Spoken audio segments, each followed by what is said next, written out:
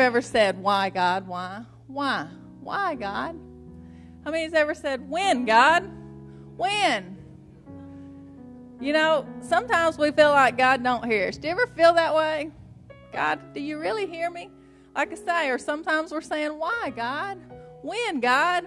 God, why aren't you answering me? Why aren't you fixing my problem? Anybody ever been guilty of saying that besides me? But are we really speaking? Are we really, really, really seeking God? And are we seeking Him with the right heart?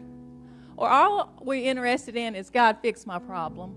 And then I'm going to continue to live my life like I want to live it. Has anybody been guilty of that besides me? God, fix this. This is so important in my life. I need it fixed, and I need it fixed now. Why, God, aren't you fixing it? When, God, are you going to fix it? Hurry up so I can get about my life. And see, and a lot of times when we're praying, we think, yeah, we're really seeking God on this. We're really seeking God. But are we seeking His heart? Are we seeking Him for who He really is? Or are we just seeking Him because we want something from Him? Amen? You see, Hosea 5:15 in the Amplified says this. Talking about God. I will return to my place on high until they acknowledge their offense and feel their guilt and seek my face in their affliction and distress, and they will seek, inquire for, and require me earnestly, saying, why are we seeking God? What's the motive of our hearts? Is it because we really hunger and thirst after God? Or is it because we need something from Him? And then we wonder and we say, why, God? Why aren't you answering my prayer? When, God? When are you going to answer my prayer? I wonder why, maybe.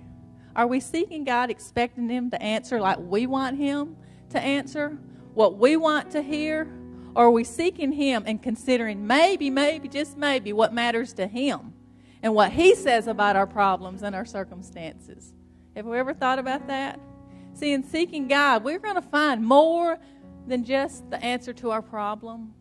And seeking God, and truly seeking God in His heart, and for who He is, not for what He can do, we're going to find not just answers to our problems, but we're going to find love. We're going to find peace. We're going to find joy. And we're going to find wisdom and knowledge that maybe just might help us out of some situations. Amen? So I ask you again, are you seeking God from your heart? Are you really seeking God's heart? Or are you just seeking His hand of blessing? That might answer our why God and when God when we get down to really, truthfully acknowledging why we seek God. Amen?